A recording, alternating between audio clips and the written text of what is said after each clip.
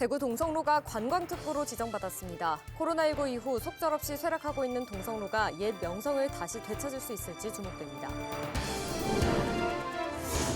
최근 충남 천안시가 국립치의학연구원 유치 100만 서명 운동에 나서면서 지자체 간의 유치 경쟁 열기가 다시 달아오르고 있습니다. 대구시의 보다 적극적인 대응을 요구하는 목소리도 높아지고 있습니다.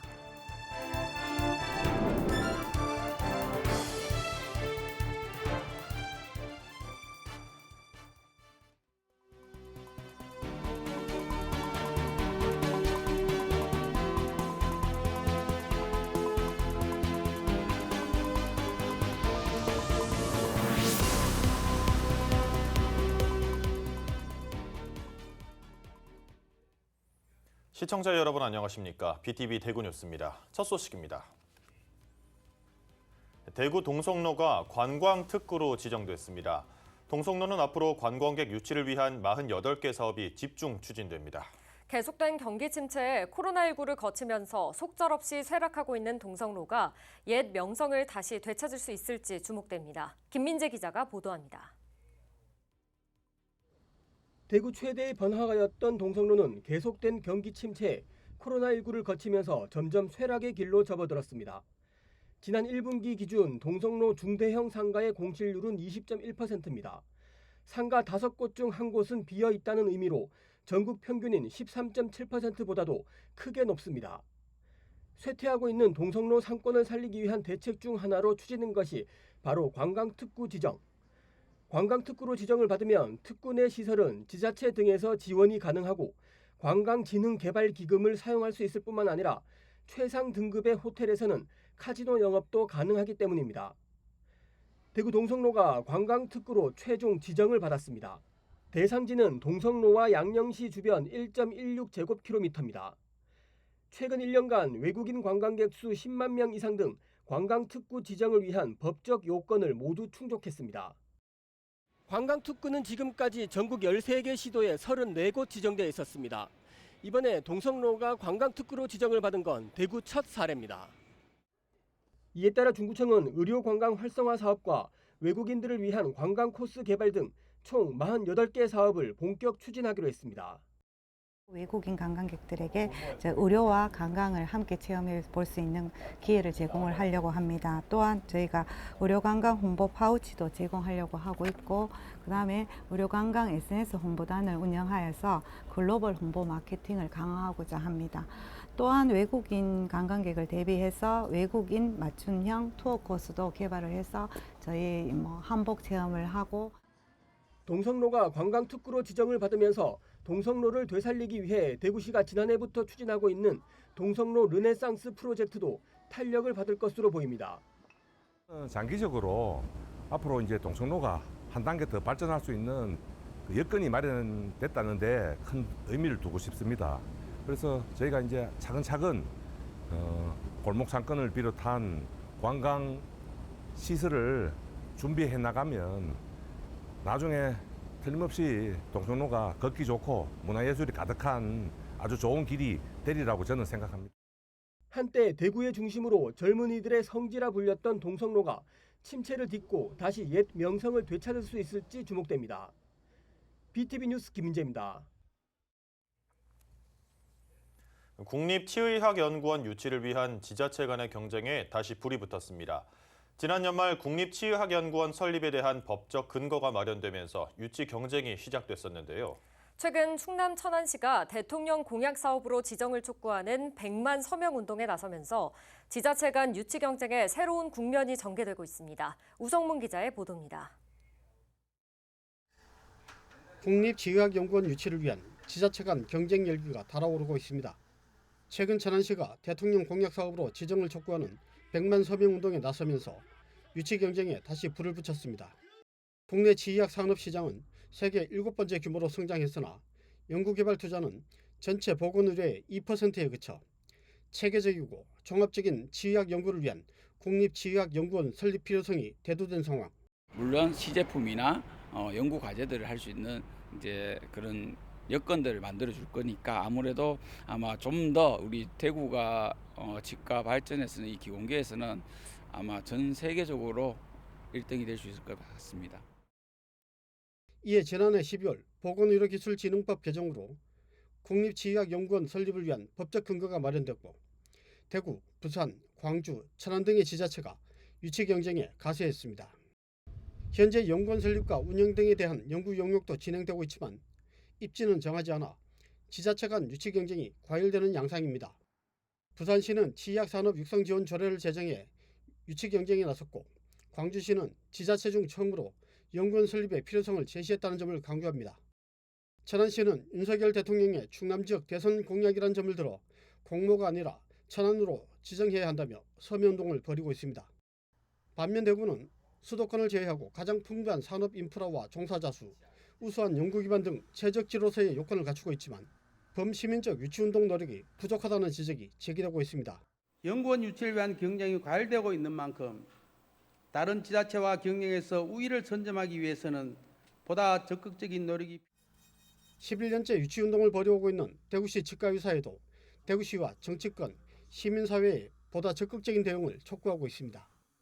특히 정부가 조속히 공모를 통해 입지를 선정하는 것이 지자체 간 과일 경쟁 장기화에 따른 폐해도 줄일 수 있다는 입장입니다.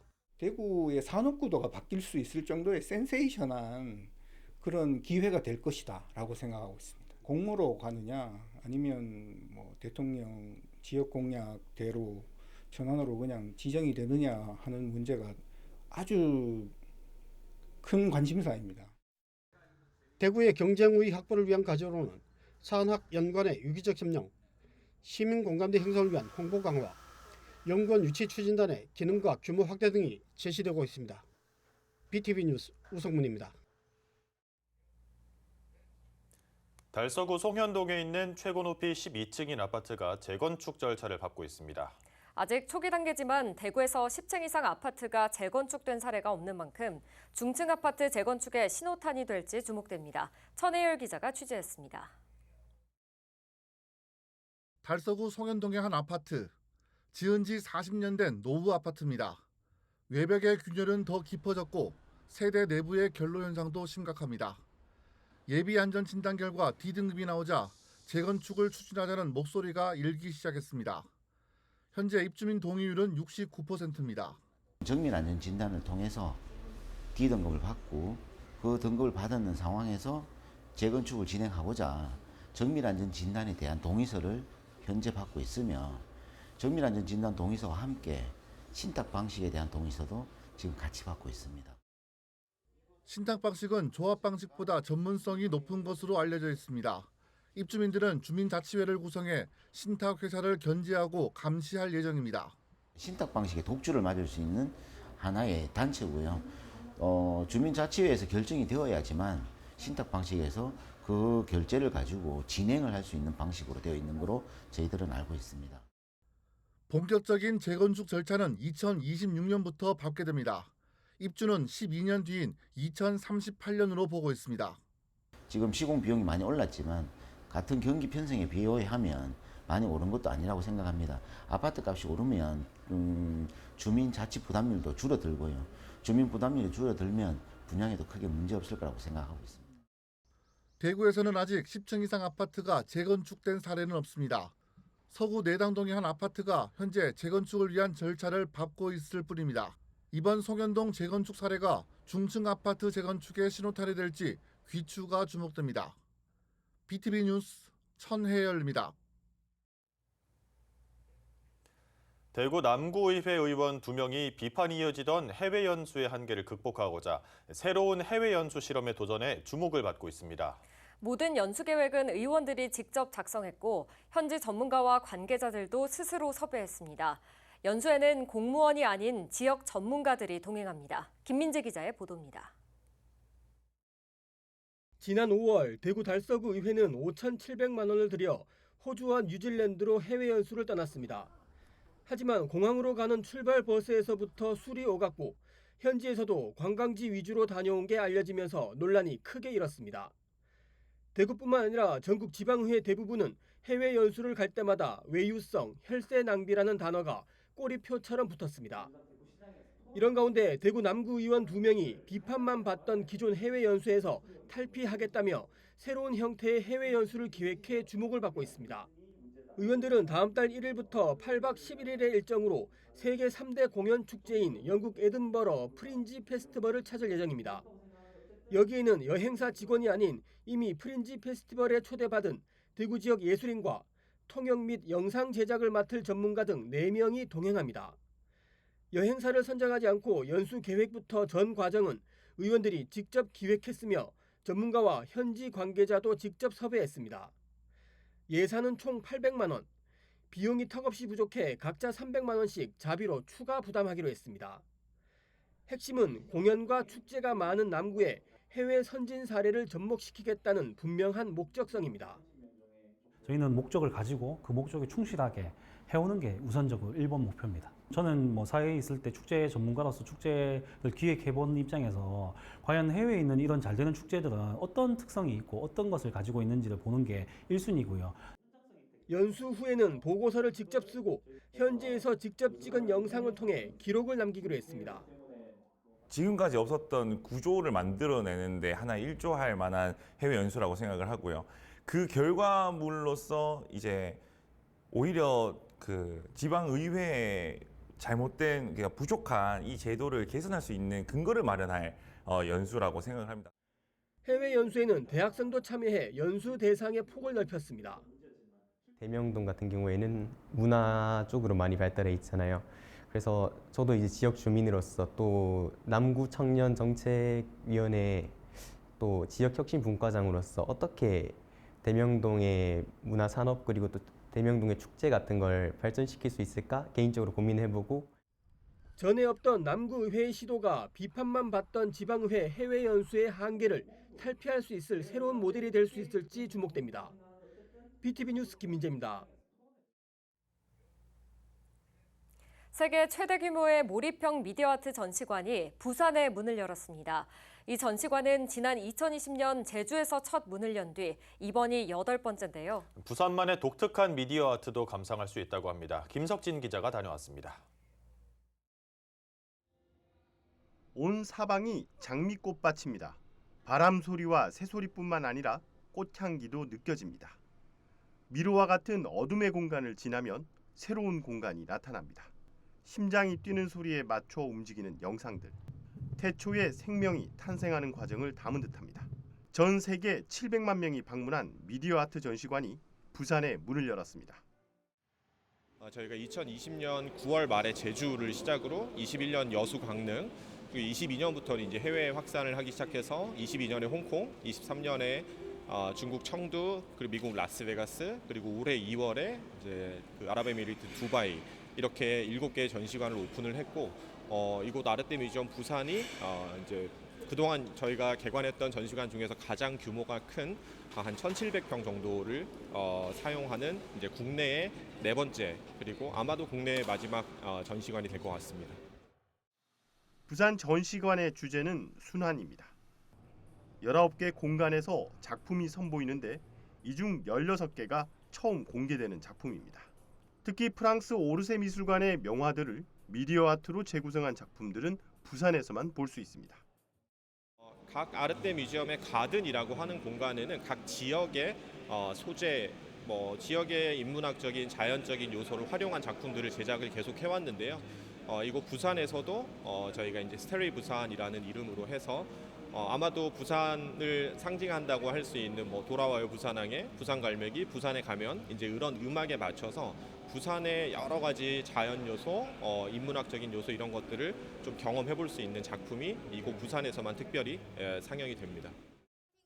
이 미디어 아트 전시관은 민간 자본 200억 원이 투입됐으며 지난 2022년 부산시가 유치 협약을 통해 조성됐습니다. 전시관 측은 방문객 수요에 맞춰 3개월 또는 6개월 단위로 작품들을 순회 전시할 방침입니다. 이를 통해 연간 100만 명의 국내외 관광객이 이곳 부산 전시관을 찾을 것으로 기대하고 있습니다. BTV 뉴스 김석진입니다. 인천항 일대는 1883년 개항 이후 인천의 중심지가 됐죠. 지난 150년간 송도 유원지와 소래, 부평 등으로 도시가 확장하면서 많은 변화들을 이뤄냈습니다. 이런 인천의 과거와 현재를 살펴볼 수 있는 전시가 열리고 있는데요. 한국근대문학관의 새 기획전 상전벽해를 김지영 기자가 소개합니다. 중구 자유공원 인근에 자리 잡은 홍해문. 무지개처럼 생긴 문이란 뜻으로 1906년 조선에 주둔했던 일본군이 만든 구조물입니다. 한남규 작가의 소설 강 건너 저쪽에서에는 어린 시절 홍해문의 풍경이 생생히 그려집니다. 그 안에서 소리치면 목소리가 되울려 퍼져 의미 없이 목청을 높이는 것이 아이들에게는 한 재미였다. 홍여문 주변에는 참외, 자두, 수박 같은 여름과일과 아이스케이크, 빙수, 냉차 등속을 파는 장사꾼들이 진을 치고 있었다. 1896년 인천 신포동에 문을 연 미두 취인소. 당초 목적은 쌀이나 콩을 선물 거래하는 장소였지만 시세 차익을 노린 투기장으로 변질되면서 수많은 조선인들이 이곳에서 재산을 탕진했습니다. 여기 보면 이제 나는 얼마에 건다. 1,000원, 나는 1,000원 하겠다. 그래, 그럼 나는 1,500원에 하겠다. 이런 식의 선물 거래하는 장면들이 나와요. 그리고 사실은 이게 일본인들에게 되게 유리한 구조였어요. 한국근대문학관의 새 기획전 상전벽해가 개막했습니다.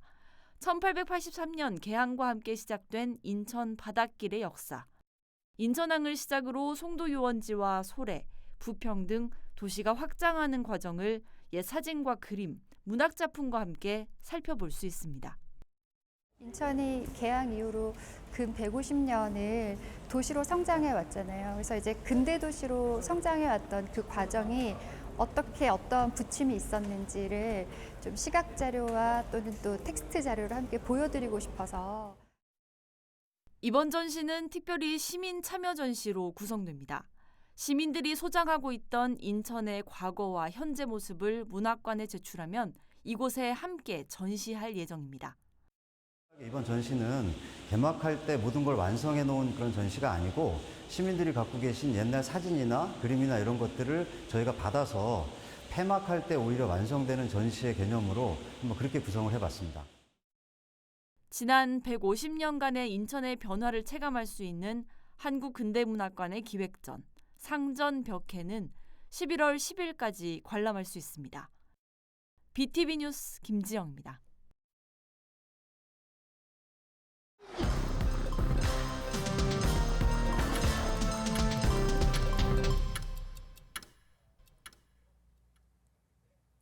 전세 사기 피해자들을 위한 대책이 전무하다는 BTV와 시민단체 지적 이후 대구시가 종합 대책을 내놨습니다.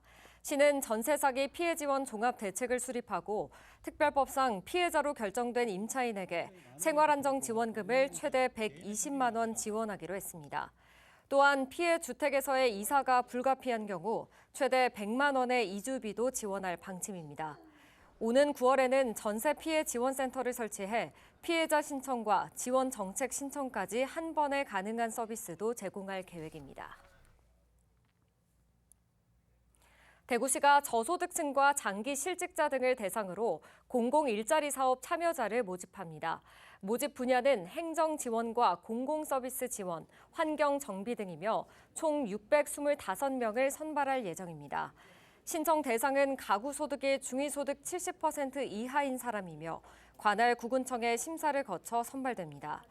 근무 기간은 9월 2일부터이며 하루 6시간씩 주 30시간 근무에 임금은 시급 9,860원이 지급됩니다. 대구시 교육청이 여름방학 동안 초등학생을 위한 온라인 학습 놀이터를 운영합니다. 초등 온라인 학습 놀이터는 자기주도 학습의 태도를 형성하고 기초기본 학력을 높이기 위한 프로그램으로 22일부터 다음 달 23일까지 계속됩니다. 이 기간 기초 기본 학력 영역 7개 프로그램과 주제 중심 학습 영역 2개 프로그램, 마음과 건강 안전 영역 4개 프로그램을 제공합니다. 온라인 학습 놀이터는 대구 초등 온라인 학습 놀이터.com에서 이용할 수 있습니다. 대구교육박물관이 다음 달 8일과 9일 이틀 동안 교육과 관련된 유물을 볼 수 있는 내 손 안의 유물을 운영합니다. 초등학교 1학년과 2학년이 참여할 수 있는 프로그램으로 학생들은 고고학자가 돼 유물을 발굴하고 복원하며 탁본 체험도 할 수 있습니다. 또 유물 저금통 만들기를 통해 대구교육박물관 유물을 알아볼 수도 있습니다. 참가 신청은 대구교육박물관 홈페이지로 하면 됩니다.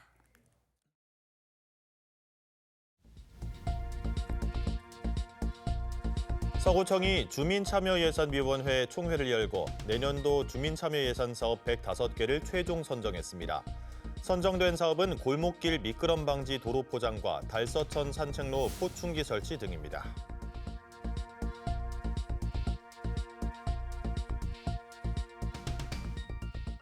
대구 119 특수대응단이 강정고령부에서 특수장비를 활용한 수승수색 훈련을 실시했습니다. 훈련은 급류로 인한 익수자 인명 구조와 수중 드론을 활용한 수색 등이 이루어졌습니다.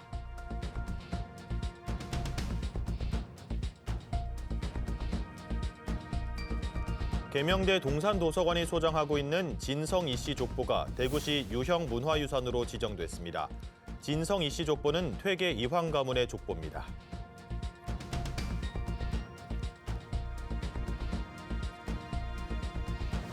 서구청이 다음 달까지 관내 골목길 중 상습 투기 지역을 대상으로 매주 수요일 골목길 청결의 날을 시범 운영합니다.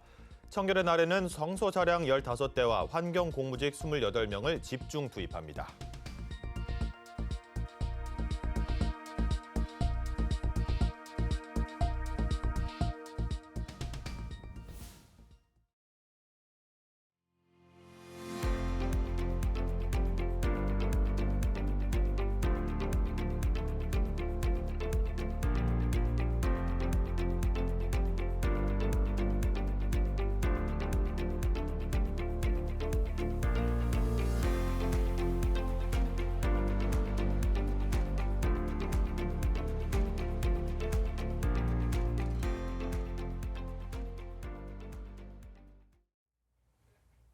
대구의 심장으로 불렸던 동성로가 관광특구로 지정됐습니다. 동성로에 부는 바람이 대구 전역으로 퍼지길 기대해 보겠습니다.